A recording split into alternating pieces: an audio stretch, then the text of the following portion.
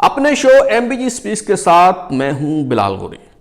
ہمارے ہاں کل سے اس بات پر افسوس کا اظہار کیا جا رہا ہے، صف ماتم برپا ہے کہ ہم ایک ایسے ملک میں رہتے ہیں کہ جہاں پہ پرویز رشید جیسے جمہوریت پسند سیاستدان کے کاغذات نامزدگی تو مسترد ہو جاتے ہیں، اس لیے کہ وہ مبینہ طور پر پنجاب ہاؤس کے نادہندہ ہیں، لیکن فیصل واؤڈا جو مبینہ طور پہ دوہری شہریت کے حامل ہیں، جن کے خلاف عدالت میں مقدمہ چل رہا تھا، وہ وہاں سے دوڑ گئے اور ممکنہ کارروائی سے بچنے کے لیے، نااہلی سے بچنے کے لیے اب سینٹ کا الیکشن لڑ رہے ہیں۔ ان کے کاغذات نامزدگی جو ہیں وہ منسوخ کر لیے جاتے ہیں۔ ظاہر ہے جذباتی طور پہ یہ آرگومنٹ جو ہے بہت اپیل کرتا ہے، لیکن حقائق کو جانچنا بہت ضروری ہے کہ آیا اصل معاملہ ہے کیا؟ سینیٹر پرویز رشید کے کاغذات نامزدگی کیوں مسترد ہوئے؟ کیا واقعی محض یہ پنجاب ہاؤس کا نادہندہ ہونے کی وجہ سے ان کے کاغذات نامزدگی جو ہیں وہ مسترد ہوئے، یا اندر کی کہانی کچھ اور ہے، بیک گراؤنڈ پہ کچھ اور ہو رہا تھا، کچھ اور قوتیں جو ہیں وہ متحرک تھیں جو نہیں چاہتی کہ پرویز رشید جو ہیں وہ سینیٹر منتخب ہوں اور اپنا کردار جو ہے وہ ادا کریں۔ ایک اور سوال یہ پیدا ہوتا ہے کہ آپ کی وابستگی کسی بھی سیاسی جماعت کے ساتھ ہے، آپ کی ذاتی پسند اور ناپسند خواہ کچھ بھی ہو، لیکن یہ جانچنا، یہ معلوم کرنا بہت ضروری ہے کہ یہ معاملہ اصل میں ہے کیا؟ کیا واقعی پرویز رشید صاحب پنجاب ہاؤس میں رہتے رہے ہیں اور انہوں نے بل نہیں ادا کیا؟ اگر نہیں ادا کیا تو ظاہر ہے یہ بہت بری بات ہے، اور اس پہ جو ہے وہ ان کے کاغذات نامزدگی پھر مسترد ہونے ہی چاہیے تھے، خواہ اس کے پیچھے اصل محرکات کچھ اور بھی ہوں۔ تو آج کے شو میں میں کوشش کروں گا، کچھ حقائق آپ کے سامنے رکھوں گا، سمجھنے اور سمجھانے کی کوشش کروں گا کہ اصل معاملہ کیا ہے۔ کیا واقعی پرویز رشید صاحب جو ہیں انہوں نے 95 لاکھ روپے پنجاب ہاؤس کو جو ہے وہ دینے ہیں؟ کیا واقعی وہ قومی خزانے پر جو ہے یہ عیاشی کرتے رہے ہیں اور پنجاب ہاؤس میں رہتے رہے ہیں؟ اصل معاملہ ہے کیا؟ تو یہ معاملہ شروع ہوا 2019 میں، جب وزیر اعلیٰ پنجاب عثمان بزدار صاحب جو ہیں ان کے حکم پر پنجاب ہاؤس کا آڈٹ کیا۔ پنجاب ہاؤس اسلام آباد میں ہے، ہر صوبے کی طرف سے جو ہے وہ ایک سرکاری رہائش گاہ وفاقی دارالحکومت میں موجود ہے۔ کے پی ہاؤس بھی ہے، سندھ ہاؤس بھی ہے، بلوچستان ہاؤس ہے، پنجاب ہاؤس ہے، جہاں پہ جو منتخب عوامی نمائندے جو ہیں وہ جا کے قیام کر سکتے ہیں۔ بہت نامنل اماؤنٹ جو ہے وہ 2500-3000 کے عوض جو ہے وہ وہاں پہ ٹھہر سکتے ہیں، قیام کر سکتے ہیں۔ تو بہرحال وزیر اعلیٰ پنجاب عثمان بزدار صاحب نے 2019 میں حکم دیا کہ اس کا آڈٹ کیا جائے۔ آڈٹ ہوا۔ آڈٹ رپورٹ میں معلوم ہوا کہ کروڑوں روپے جو ہیں وہ کسی حساب کتاب میں نہیں آ رہے، جو سرکار کے کھاتے میں، حکومت کے کھاتے میں جمع نہیں ہوئے، اور وہ جو پنجاب ہاؤس کی انتظامیہ ہے، اس کی جو بیوروکریسی ہے، اس کی طرف وہ بنتے ہیں۔ تو جب یہ ان سے پوچھا گیا، آڈیٹرز نے پوچھا کہ بھئی یہ کروڑوں روپے کہاں ہیں، تو آڈیٹرز نے اپنی گردن بچانے کے لیے، یا یہ بھی ممکن ہے کہ ان سے کہا گیا ہو، فرمائشی پروگرام ہو، ان سے کہا گیا ہو کہ آپ فلاں فلاں کا جو ہے وہ لکھ کے دے دیں۔ یہ دوسری صورت میں ممکن ہے کہ انہوں نے محض اپنی جان بچانے کے لیے، اپنی گردن سے یہ معاملہ اتارنے کے لیے انہوں نے ایسا کیا۔ بہرحال انہوں نے یہ کیا کہ انہوں نے کچھ لوگوں کی لسٹ بنائی۔ انہوں نے کہا جی یہ لوگ جو ہیں یہ ہمارے پاس پنجاب ہاؤس میں رہتے رہے ہیں، انہوں نے ہمیں ادائیگی نہیں کی، لہٰذا یہ کروڑوں روپے وہ ہیں، یہ دراصل ان لوگوں کی طرف کروڑوں روپے بنتے ہیں، ان سے وصول کیے جائیں۔ اچھا، اب اس پہ ہونا تو یہ چاہیے تھا کہ جو آڈیٹرز ہیں وہ جن لوگوں کے نام لکھ کے دیے گئے تھے وہ کم از کم ان سے رابطہ کرتے، انہیں بے شک طلب کر لیتے، ان سے پوچھتے کہ بھئی یہ بتایا جا رہا ہے کہ فلاں طریق سے فلاں طریق تک اتنا عرصہ جو ہے وہ آپ رہے ہیں، کیا آپ واقعی رہے ہیں؟ کیا آپ نے اس کی ادائیگی نہیں کی؟ معاملہ کیا ہے؟ جو معاملہ تھا وہ جو ہے وہ سامنے آ جاتا، لیکن ایسا نہیں کیا گیا۔ کیا واقعی پرویز رشید صاحب کی طرف 95 لاکھ روپے بنتے ہیں؟ انہوں نے وہاں قیام کیا ہے، نہیں کیا؟ اچھا، ہم اس معاملے کی طرف بعد میں آتے ہیں۔ پہلا سوال جو پیدا ہوتا ہے وہ فطری طور پہ وہ یہ پیدا ہوتا ہے کہ چلیں اس بات کو بھی نظر انداز کر دیں کہ ایک جو سٹنگ سینیٹر ہے وہ ابھی سینیٹر ہے اور چند ہفتے بعد جو سینٹ کا الیکشن ہونا ہے اس کے لیے نااہل ہو جائے، یہ مطلب کہ کچھ سمجھ میں آنے والی بات نہیں، لیکن چلو اس کو ہم سائیڈ پہ رکھ لیتے ہیں۔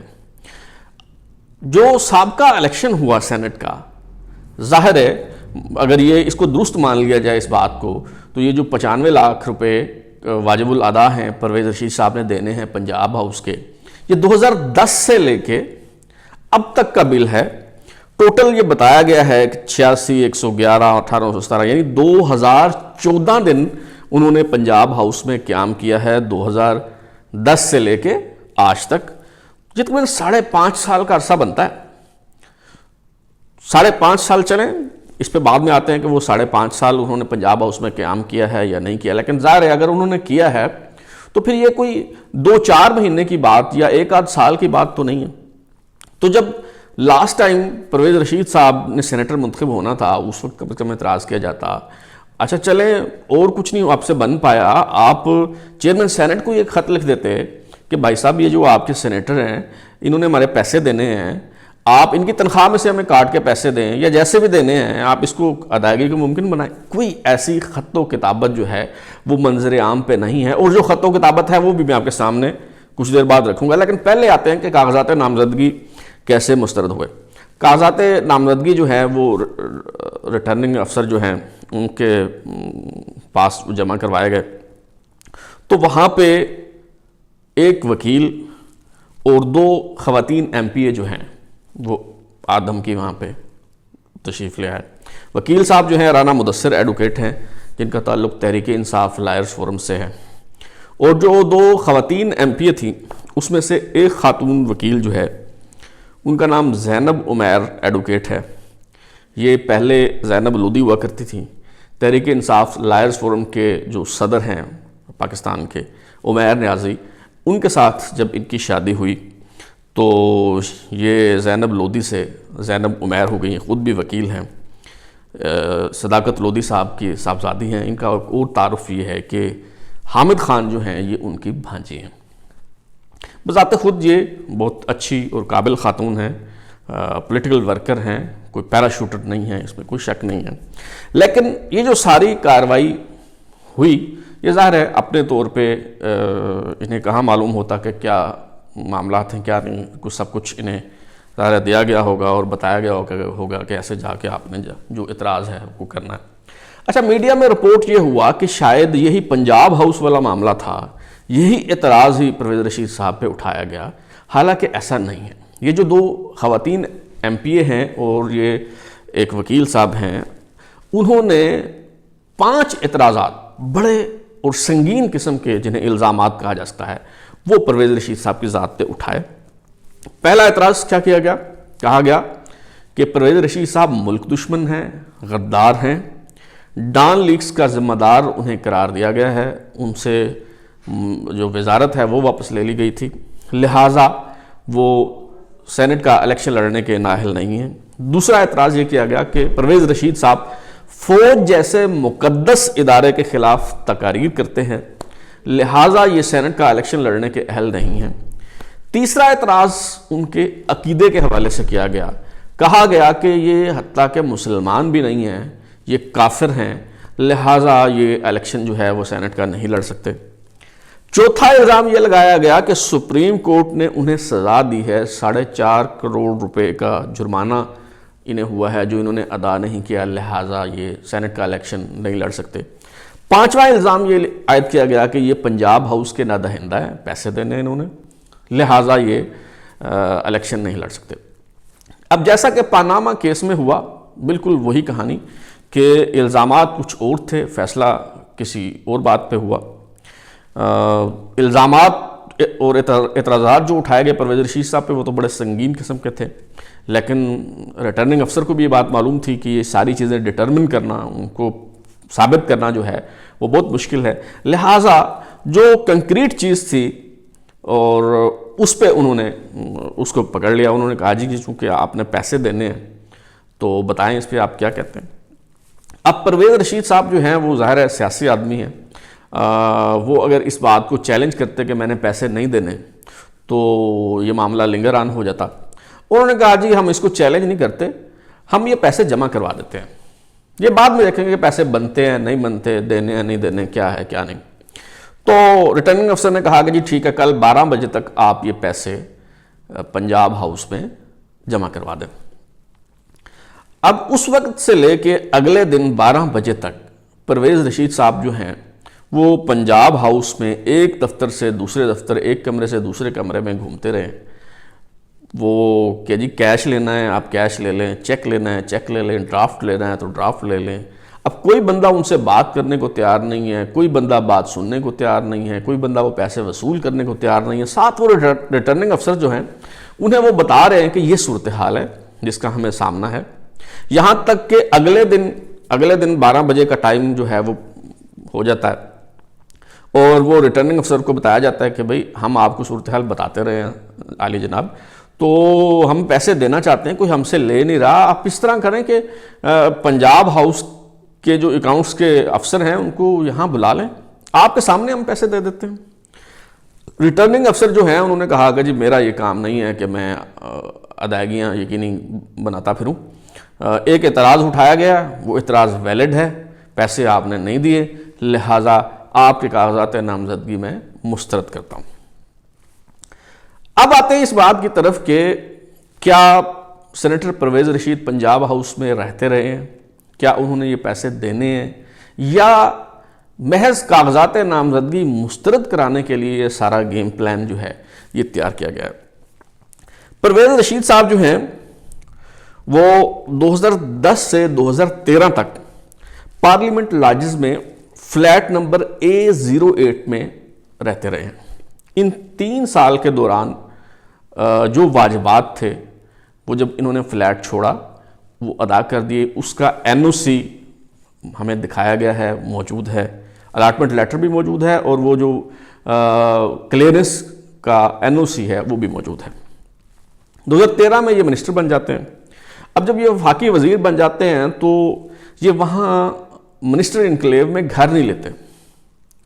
اس کی وجہ یہ ہے کہ ان کی فیملی یہاں لاہور رہ رہی تھی، فیملی نے وہاں شفٹ ہونا نہیں تھا، اور جو وفاقی وزراء کے لیے بنائے گئے گھر ہیں وہ بہت بڑے ہیں اور ان کے اخراجات بھی اسی حساب سے ہوتے ہیں. تو انہوں نے کہا کہ جی مجھے آپ یہاں گھر الاٹ کرنے کی بجائے آپ فلیٹ جو ہے وہ الاٹ کر دیں. تو منسٹر انکلیو بلاک میں انہیں جو نئے فلیٹ بنائے گئے تھے وہ فلیٹ انہیں الاٹ کر دیا جاتا ہے. فلیٹ نمبر 1 جو ہے یہ اوپر نیچے رہ رہے ہیں. فلیٹ نمبر 1 جو ہے اس میں پرویز رشید صاحب رہ رہے ہیں. فلیٹ نمبر 2 جو ہے وہ سینیٹر مشاہد اللہ خان کے پاس ہے. ہمارے دوست حق مغفرت کرے، ایسا سخنور، ایسا جرت مند شخص، ایسی جرت اظہار رکھنے والا شخص کہاں سے ہم لائیں گے. فوت ہو گئے ابھی چند روز پہلے، اور جمہوریت پسندوں کے لیے ظاہر ہے بہت بڑا نقصان ہے ان کی وفات. تو یہ ایک ساتھ رہ رہے ہیں. فلیٹ نمبر 1 جو ہے وہ سینیٹر پرویز رشید کے پاس ہے، فلیٹ نمبر 2 جو ہے سینیٹر مشاہد اللہ خان کے پاس ہے. اتفاق کی بات ہے کہ دونوں سے استعفے لے لیے گئے، اور دونوں سے استعفیٰ لیے جانے کی وجوہات جو ہیں وہ ایک ہی ہیں کہ وہ جو دیوتا ہیں جو آدمبو پکار رہے تھے اور قربانی مانگ رہے تھے، تو وہ یہ بھینٹ دی گئی. پہلے مشاہد اللہ کی بھینٹ دی گئی اور پھر پرویز رشید کی بھینٹ دینا پڑی. بہرحال وہ اس فلیٹ میں رہ رہے ہیں. جب یہ وزیر نہیں رہے، ان کی قربانی دے دی گئی، بھینٹ دے دی گئی. ڈان لیکس والے معاملے میں بظاہر یہ اعتراض کیا گیا کہ خبر رکوانے میں ناکام رہے پرویز رشید صاحب، لہٰذا انہیں جو ہے فارغ کیا جاتا ہے، ان سے استعفیٰ لیا جاتا ہے. تو یہ جب منسٹر نہیں رہے تو انہوں نے یہ جو فلیٹ تھا منسٹر انکلیو بلاک والا وہ چھوڑ دیا. اس فلیٹ کا جو الاٹمنٹ لیٹر ہے اور جو NOC ہے کلیئرنس کے حوالے سے، ڈیوز کے کلیئرنس کے حوالے سے جو NOC ہے وہ موجود ہے، وہ دکھایا جا سکتا ہے. اچھا، اس کے بعد یہ لاہور DHA میں جو ان کا گھر ہے یہ وہاں پہ منتقل ہو جاتے ہیں. اب ان کا جب جانا ہوتا ہے اسلام آباد میں، سینٹ کا جب بھی اجلاس ہوتا ہے یا کوئی اور مصروفیت ہوتی ہے، جب یہ اسلام آباد جاتے ہیں تو وہاں پہ ان کے دوست ہیں جن کا نام حامد میر ہے. یہ حامد میر کیپٹل ٹاک والے جو اینکر ہیں وہ بالکل نہیں ہیں. یہ ایک اور ان کے ذاتی دوست ہیں جن کا نام حامد میر ہے.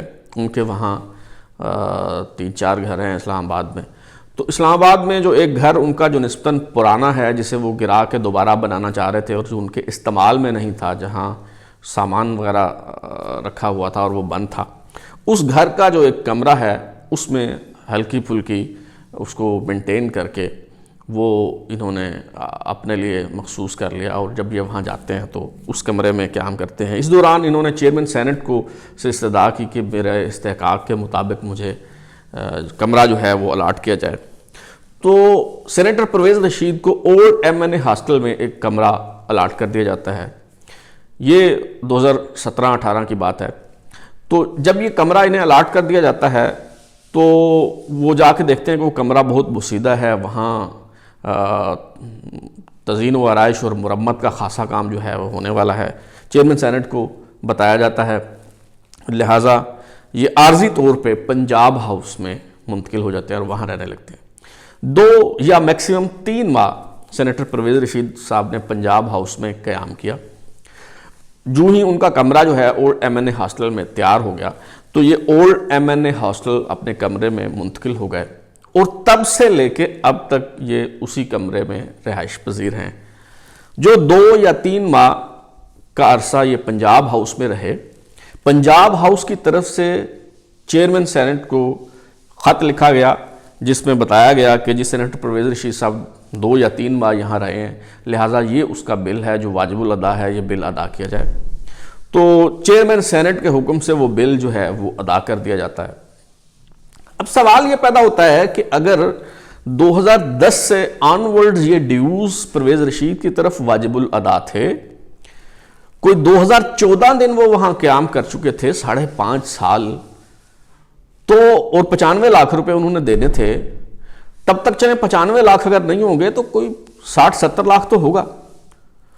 تو جو پنجاب ہاؤس کے ذمہ داران ہیں، جو اس کی انتظامیہ ہے، جو بیوروکریسی ہے، وہ جب لکھ رہی تھی چیئرمین سینٹ کو کہ یہ 2-3 ماہ جو انہوں نے قیام کیا اس کا بل آپ ادا کریں، تو لامحالہ انہیں یہ بھی لکھنا چاہیے تھا کہ بھئی یہ ان کے ڈیوز واجب الادا ہیں، یہ بھی ادا کیے جائیں، یا سینٹ ادا کرے یا ان کی تنخواہ میں سے کاٹ کے دیے جائے، یا جس طرح بھی۔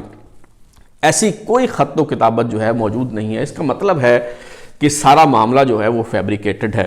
اب یہ old M N A hostel جہاں پہ پرویز رشید صاحب اب تک بھی قیام پذیر ہیں، ان کی پوسیشن میں ہے، وہاں پہ اب ظاہر ہے سیاستدانوں کو، اور خاص طور پہ جب آپ دریا میں رہتے ہوئے اور مگرمچھ سے بیر بھی ہو تو پھر آپ کو بہت احتیاط کرنی پڑتی ہے، کیونکہ کب مگرمچھ آپ کو کاٹ کھائے، کوئی بہانہ بنا کے تو کچھ کہا نہیں جا سکتا۔ لہٰذا یہ پرویز رشید صاحب نے یہ old M N A hostel جس کمرے میں رہ رہے ہیں، اس کمرے کا جو مارچ کا بل ہے، ابھی فروری کا مہینہ چل رہا ہے، مارچ میں جو بل آنا ہے وہ بھی انہوں نے ادا کر دیا ہے۔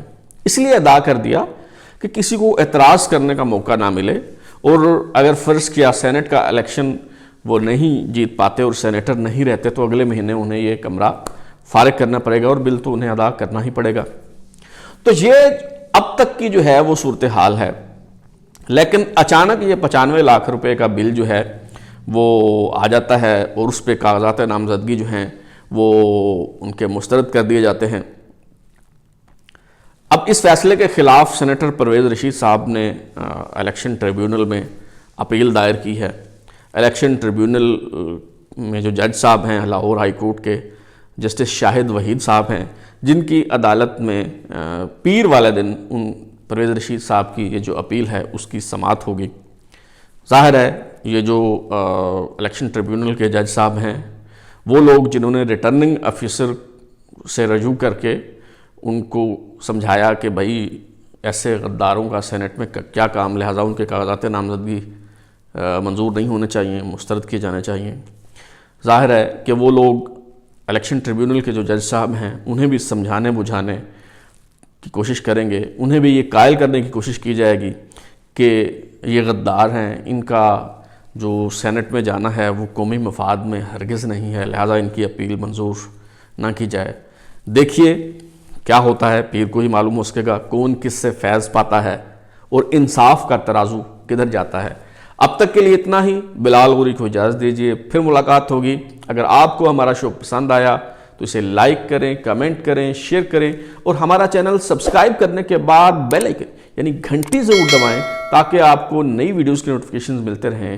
بلال غوری کو اجازت دیجیے، اللہ حافظ۔